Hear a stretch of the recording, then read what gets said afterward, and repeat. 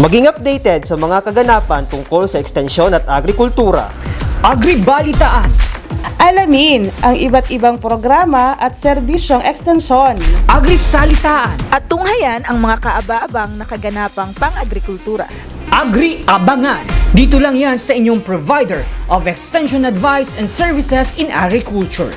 This is Ating Kaugnay Podcast. Narito na ang inyong provider of extension advice and services in agriculture. This is Ating Kaugnay, Ating Kaugnay, Ating Kaugnay Podcast. Sagandang umaga sa ating lahat and welcome sa pang-11 episode ng ating Kaugnay Podcast Season 3. Your peace in agriculture as provider of extension and advisory services in agriculture. Ito po ang inyong likod, si Kuya Mike, Information Officer 2 ng ATI Bicol. Sa episode pong ito ngayon, makakasama natin ang dalawa lang naman talaga na graduates ng ating Young Internship Program for Corn Young Farmers na Batch 2. So, kinumpleto nila ang 7 buwang pagsasanay na naglalayong sanayin ng mga kabataan sa corn-based agripreneurship at sustainable farming techniques. Ang programang ito ay pinangunahan ng Agricultural Training Institute sa pagkikipagtulungan sa Department of Agriculture National Corn Program. At syempre, ang ating pong mga panauhin ngayong hapon ay nagsanay sa Pasto de Iraola Training and Assessment Center sa ilalim ng gabay or paggabay ni Gaudencio Iraola Jr. At syempre yung kanyang asawa din, si Ma'am. Kung saan natutunan at pinaraktis nila ang mga prinsipyo ng corn livestock integration at multi-cropping para sa mas matatag na ani at mahusay na paggamit ng lupa. So, kamakailan din ay ginawad sa kanila ang 150,000 startup capital upang maging panimula nila sa pagtatag o sa pagtatatag ng sarili nilang agri-enterprise. Kaya naman, let's all welcome Miss Francis Faye J. Abio at Mr. J. N. Yago ng Ocampo, Camarines Sur para ibahagi sa atin ang kanilang internship journey at ang tungkol sa kanilang business o enterprise plans na sa inyong kumbaga yun yung dahil doon sa binigay na startup capital na 150,000. Anong gagawin natin doon? Gagawin natin. So, umpisa na natin, Siyempre, bago namin, although I introduced already yung pangalan ninyo, mas mainam pa rin na mas natin yung ating mga pangalan at taga saan tayo and ano ba yung mga experience ninyo bago kayo nakapasok dito sa internship na program na ito para sa ating mga youth, kabataan. And mahalaga rin na banggitin nyo yung mga edad nyo, Okay lang ba? Okay lang. Kasi nga youth dito So, para at least malaman natin or malaman ng ating mga tagapanood at taga-subaybay ng ating podcast, pwede pa baka malay mo ba, pwede sila, di ba? Kasi batch 2 pa lang kayo. So, may naunang batch. Okay, siyempre, kayo ang 2, may 1 na. Okay. So, sige. Mauna tayo kay Miss Faye. Magandang umaga po. Ako po si Francis Faye J. Abio galing sa Del Rosario, Ocampo, Camarines Sur. Ako po ay 21 years old at naghahanap ng pwedeng gawin sa agriculture at dito po nakita ko na merong youth internship about sa corn at pinasok ko po ito. At sa 7 buwan po, marami po akong natutunan. Tapos, marami din po akong na-experience and na-realize sa mga pinagdaanan namin. Sige, si Sir J. J. Yago. Galing po sa Santo Niño, Ocampo, Camsur. Isa rin pong youth internship. Ay pumasok po sa internship dahil since farming man po ang family, family mo. Kaya parang na ano man po ako bilang sarong farmers, na araman ko man po ang ano kang pagpadalagan po kang farm. Ang edad ko po is 27. Now, nabanggit nyo kanina regarding yung, kasi di ba, ano to sa farming, no? Nabanggit nyo parehos. And, ano lang ako, curious lang ako. Kasi sa mga tulad nyo, ng mga kabataan, di ba? So, hindi masyadong, kumbaga, hindi masyadong, hindi masyado yung hatak ng farming. Specifically, yung agriculture. So, ang karamihan kasing kabataan ngayon gusto yung iba, diba, nursing, ibang profession. Tapos, syempre, ang balak ay lumuwas ng bansa, no, para mas doon sa greener pasture, no. And bibihira na lang kasi yung talagang naka-engage sa agriculture. Buti kay Jay, nasabi niya kanina, no, yung family niya ay into farming na. Pero iksa yung Ma'am Faye, Miss Faye, ano yung, bakit naikayat ka ng farming or ng agriculture per se? Yun din po, kinalakihan din po namin yung sa farming, agriculture. Kami po ay magsasaka ng palay at mais po. Tapos tumutulong din po kami sa kanila pag harvesting na po, gano'n. So, hindi na bago sa inyo yung farming. Opo. Ikaw, Jay, ganun din. Anong klaseng farming yung ng pamilya mo? Ganun din, palay din? O maisan din. Okay. So, paano nyo pala nalaman itong programang ito na para sa mga kabataan at yung sinasabi ko nga kanina, hinikayat, no? Hinikayat yung ating mga kabataan na mag-engage or piliin pa rin yung farming kahit sa ganong pamamaraan sa ngayon, sa mga panahon ngayon, no? And ano yung nagtulak sa inyo na ipagpatuloy pa rin? Kasi marami naman dito mga kabataan ngayon. Akong nakakausap din na ang mga magulang ay farmers. Ang pinagkukunan ng source ng kanilang income is farming, no? Pero hindi sila yung tipong, even yung ibang mga magulang na mga farmers, ayaw na nilang parang, hindi ko na yun, iba na lang yung kursong ipakakukuha ko sa kanila. Kasi ayaw na naming maranasan nila yung naranasan namin. Yung parang negative yung farming. Pero kung titingnan nyo, nabuhay tayo or binuhay tayo doon sa farming. No? Ano yung mga parang turning point sa inyo na sige, instead na kunin ko tong kursong ganito sa ganito, farming pa rin or agriculture course pa rin ang kukunin ko? Nalaman ko po yung na may ganito pong programa sa po, LGU.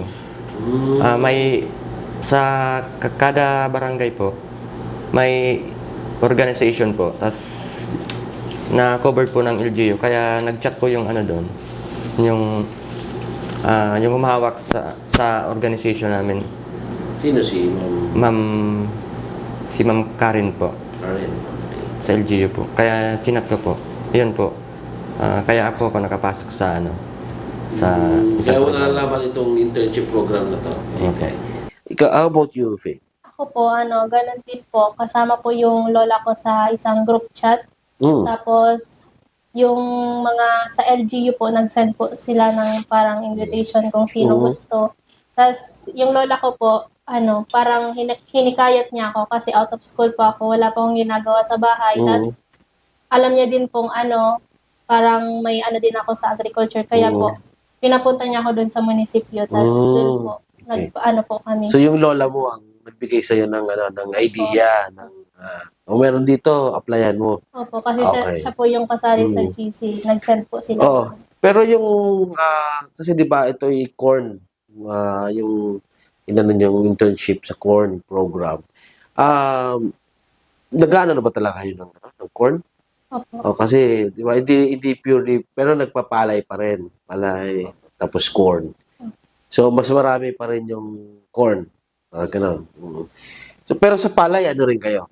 Kumbaga, well-versed din ba kayo sa pagsasaka palay. may alam lang po, pero hindi po masyadong ano. Pero yung pinakaano nyo talaga yung sa mais. Opo. Mais. Ikaw din, Jay.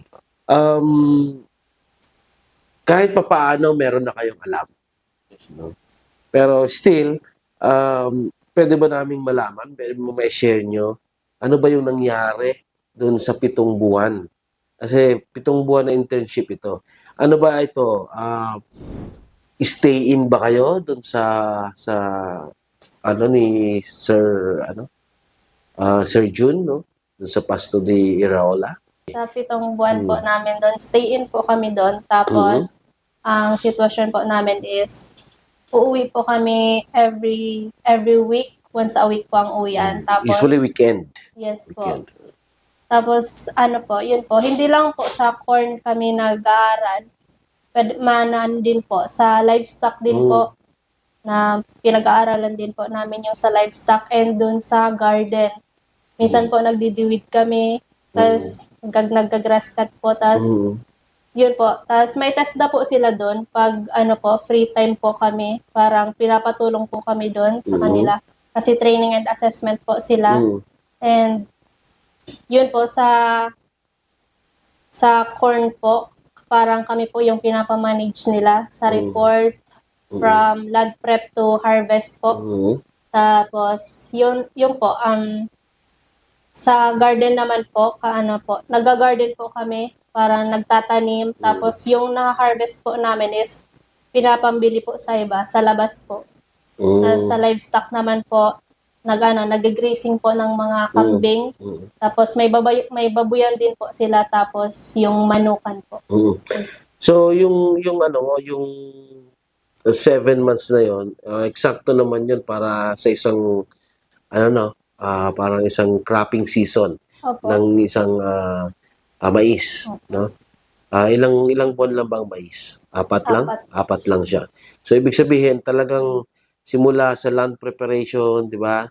Sa seed selection, no? Kasi kailangan mo din tingnan 'yon. Depende yan kung anong klase ang itatanim nyo. Whether yung food grade ba, pwedeng kinakain, or yung mga pang corn na ginagamit sa feeds lang, no? Di ba? Tama ba? Okay. So, nakita nyo yung klase ng kung paano, no? Paano siya ginagawa. May pagkakaiba ba, Jay, doon sa ordinaryo ninyong alam bago kayo pumasok, di ba? Meron kayong, sabi nyo, nag-ano na kayo, nagpa-farming na, specifically yung corn. No, yung pagpasok nyo, yung sa 7-month na internship nyo, ano yung realization mo pagdating doon sa from seed selection na until ma-harvest? Ano ba yung pagkakaiba? Meron bang pagkakaiba? Kumpara dun sa knowledge ninyo dati, before, kung paano yung corn pinapalaki? May pagkakaiba din po kasi doon po sa farm, may iba-iba pong teknolohiya na aming natutunan. Doon po sa amin, tractor lang po. Doon po sa farm, may technology po na retovator po. Tapos, pang shred ng mga pang gawang silage. So, ibig sabihin, talagang yung sa 7-month ninyo ay hindi lang kayo natuto, mas pinalawak pa yung kaalaman nyo, no?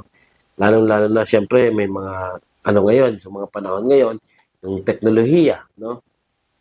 Meron kasi sinasabi mong rotovator, no? Dahil dati wala yun sa inyo, pero ngayon, at least, alam nyo na ba mag-operate? Kasama doon, di ba? Kasama doon sa inyong internship na yun, yung pag-ooperate ng rotovator, no? Ano pa yung mga iba pang mas napabuti pa ninyo or na mas napalalim pa ninyo yung kaalaman nyo tungkol sa corn corn farming? Aside from that, ano pa yung iba? Wala na po. Coffee. Yun lang din po yung sa mga machineries. Kasi po, sa amin mga manual lang po lahat kasi hindi po nakakapasok ang mga traktor. Yun lang din po. So medyo itong sa 7-month ninyo ay talagang kumbaga advance, no? Advance na na pag-aaral doon sa ating corn production, ano? Tama. And aside from that, ano yung nakikita nyong mga ano ba iba pang learnings ninyo sa 7-month ninyong internship? Ano pa yung mga learnings nyo? Natuto po kaming pumili ng mas di kalidad na seeds ng mais. Kumpara dati, kumukuha lang po kami sa isang tindahan ng mga mais. Pero po, na ano po kami, mas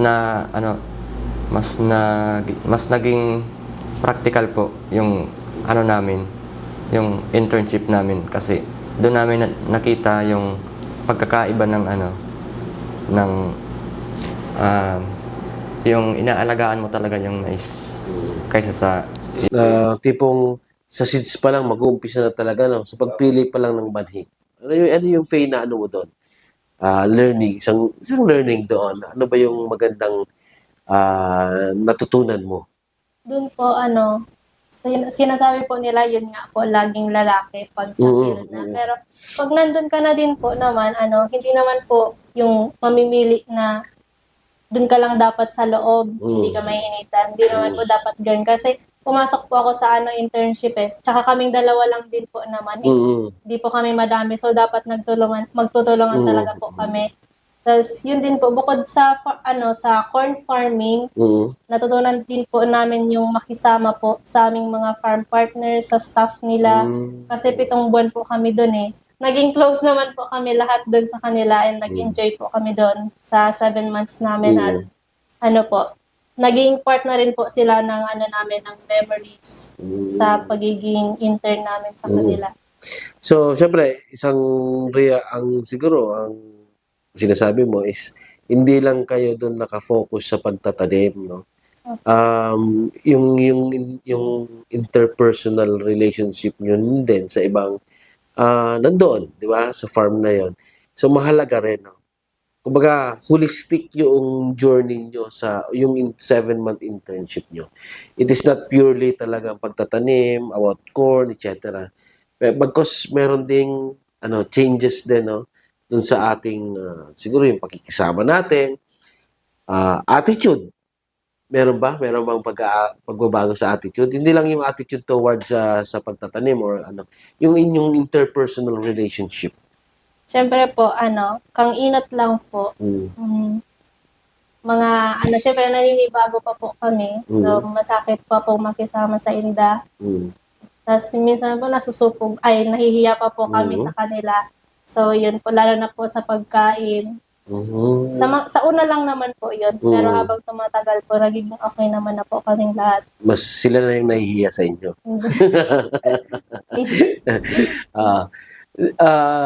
Di ba, sa una, nakakahiya. Yun yung challenges. Yung isa sa mga challenge sa inyo, no? Ano pa? Yung sa okay na yun sa part ng, siguro, sa interaction natin. Doon sa, anong challenge doon sa, itong 7 months na yon, anong month ba kayo nag-umpisa? May to December. So, ibig sabihin, yung May to December nyong yon, di ba, challenge naman bilang isang farmer. Kasi yung ititingnan mo dito, yung tanim mo naman eh, di ba, yung relationship. Lalong-lalo na sa 7 months na yon, hindi lahat ng buwan doon, lalo dito sa atin, naging favorable. So, basically, anong challenge pa sa inyo? Yung sa inyo, sa pagtatanim, sa sistema ng farming ninyo? Yung naging challenge me po doon, yung sa mais po, bilang farmer po,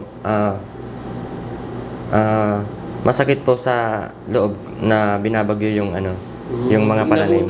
Opo, inabutan po ng bagyong uwan.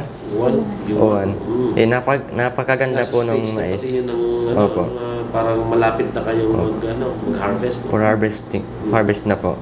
Matataas weeks. na yan, matataas na. 2 2 weeks na lang. 2 weeks po. I-harvest na. Yes po. Tapos Yung nagkatumba-tumba po. Yung yuwan. So, ano nangyari? Naubos po na ano, Lahat na tumba na po. tumba po, nagkaputol. Hindi po na harvester kaya inisa-isa po namin. So, ano, pero meron na kayo nakuha? May laman na ba yung inyong Meron naman. mga mais? May laman na po, pero hindi pa po masyadong matigas. Hindi pa po siya good for harvest. Ano yung tinanim nyo? Ano ba? Pagkain ba o food grade ba or pang feeds? Pang For feeds po. Okay. So, hindi pa siya masyadong ganun ka-mature. Pero napakinabangan nyo pa rin ba? Opo. So, ibig sabihin, isa sa mga challenges siguro is, of course, the climate, no? The weather. Saka, syempre, yun yung mga, minsan, talagang nakakapanglumo sa isang farmer, no? Na madali nang i-harvest tapos biglang babagyuhin or biglang masisira ng ulan, di ba? At kung ano pa. So ano yung ano nyo? Ano yung tipong anong nararamdaman nyo? And anong parang sabi nyo, ayaw nyo na? Ayaw nyo na ba magtanim? Or patuloy pa rin kayo sa corn farming? Sige. Lalo na meron kayong mamaya pag-uusapan natin yung inyong business or enterprise plan. Ha? Siguro, isa yun sa mga i-consider nyo. Tama ba? Yung ganong challenge, lalo na sa weather. Ano ba? Okay pa sa'yo, Jay? Tuloy ka pa rin? Opo. Gusto mo rin? Kasi, ganun talaga po pag, farmer ka, minsan, siniswerte, minsan, minamalas. So, yun yung isang doon. Ikaw, Jay? Yun din po. Parang wala naman pong sumagi sa isip namin na ayaw na namin. Parang mas lumakas po loob namin kasi nakita po namin sayang po yung pinaghirapan namin na pagtanim doon hanggang sa Tapos, yun po, parang mas lumakas yung loob namin kasi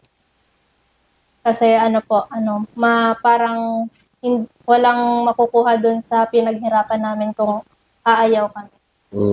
Tama.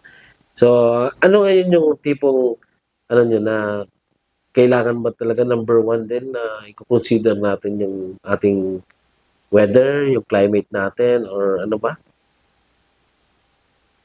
Nandun ba yun sa inyong, sa inyong, sa inyong internship? Na nyo ba yun na-realize nyo sa inyong internship? So, ano yung pinakamagandang buwan pagtatanim? Para sa akin po, bilang may alam naman po ako diyan sa farm, sa pagbamais. Ang buwan po para sa akin ay December po to April po. So, ibig sabihin, December kasi medyo hindi na masyadong yung bagyo, no? Tapos may January, February, March going to yung tag-init na, no? Now, umpisa na natin at yun yung tanong ko kanina. Ano yung business or enterprise plan ninyo? Ano ba yung isinabit nyo para paggastusan nung napanalunan yung startup capital? Sa iyo, Jay, ano muna yung naging business enterprise? Yung business enterprise ko po, mais po, tsaka naka-integrate po siya sa livestock. Sa baboyan po talaga yung ko. Okay. Anong gagawin mo dun sa mais mo? For feeds po, para sa alagang baboy. So, ang doon is, i-grow mo yon and instead of ibibenta, yun ay gagawin mo feeds. Siyempre, magpo-formulate ka na. Okay. Hindi naman hindi gagawin mo silage. Okay. So, yun yung plano mo. Ilan bang yung nasa plano mo? Ilang hektarya ba? Hektarya ba itataniman mo ng 1 hectare po. 1 hectare. Tapos, ilang heads ng baboy? Fattening? Fattening ba yung pinaplano mo? Mga ilan? 5 heads po. 5 heads. Opo. For startup. Okay. So, yun yung tinitingnan mo na yung ano ba, yung dumi ng baboy. Hindi mo ba gagamitin doon sa... Sa pang ano po sa mais, parang pang-abono ko na po sa mais. Ano ka, iikot lang yung ano, yung baboy may tulong sa mais, yung mais ay may tulong sa baboy, no? Parang gano'n. Sa iyo, Miss Faye, Halos magkaparehas lang naman po kami. Parang magtatanim din po ako ng mais, tapos magpipigiri din po. bakit? Maganda bang sa gitna ng, saan ba kayo? Sa gitna kayo ng cornfield, magkakaroon ng baboy, or ano ba yung style ng ano nyo? Set up? Sa amin po, magkatabi lang po. Yung maisan po, tsaka yung baboyan po. Ganun sa FA. Ako po, malayo po yung pagtataniman ka ng mais. Tapos yung ano po, sa yung piggery po, parang yung sa likod ng bahay po. So, maganda yung ano ninyo, no? Parehas kayo ng plano, pero yung sa'yo, susubukan mo ay magkatabi. At sa'yo naman ay malayo. Di ba kayo wala yung babuyan at yung piggery. Now, maganda yung inyong integration kasi nga, karamihan, sabi ko nga kanina, yung sa feeds, di ba? Karamihan ngayon, ang tinatanim natin na mais ay para sa feeds. No?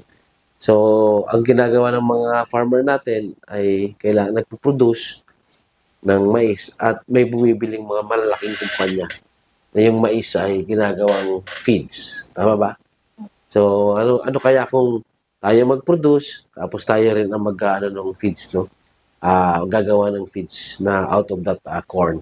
So, baka malay mo, mas mababa yung ginagastos natin or ng isang farmer percent. Tama ba? Paano nyo mahihikayat ngayon yung ating yung inyong mga kapwa kabataan para mag-venture sa farming and not necessarily farming lang, yung corn farming. Di ba? Kasi maraming klase na farming.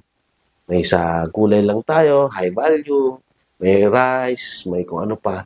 Pero ito sa inyo is corn. Paano nyo sila mas may encourage? Sige, Jay. Bilang isang youth po, ma-encourage ko po sila sa pagpa-farm dahil po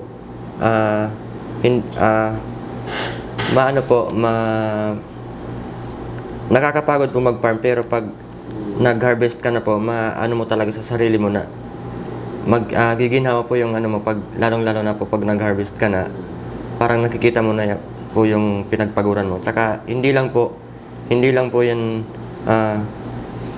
basta-basta po pagpa-farm, kundi po may kita talaga po kaya sa farming. So, ibig sabihin, parang sinasabi ni Jay na meron talagang kabuhayan sa agrikultura. Merong pera ang farming. Merong pera ang agrikultura. Tama, Jay? Yes. How about you, Miss Faye?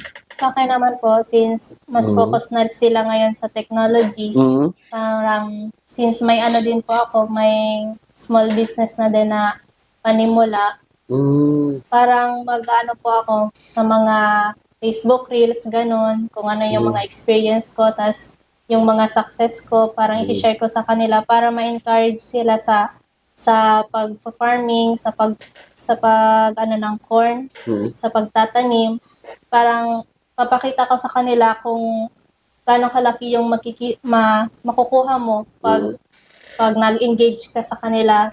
Okay, so maraming salamat, Miss Faye. At syempre, Miss Faye and Mr. J sa inyong pagpapaunlak sa imbitasyon ng ATI para magbahagi ng inyong kwento bilang isang graduate ng Young Internship Program for Corn Young Farmers. Second batch kayo. Meron na bang third batch?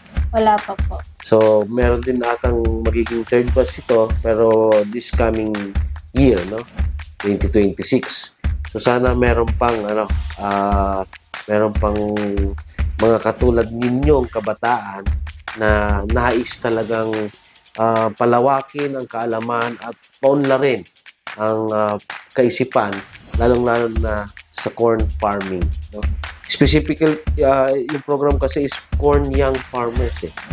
So, yun yung pinaka-minimithi natin. No? Naway, ang kwento ninyo ay magbigay ng pag-asa at inspirasyon at pagkilos sa iba pang kabataan para subukan din para lumahok din. No? Kanina sinabi nyo, in-encourage nyo sila na lumahok sa ganitong programa ng ATI para sa ating mga kabataan.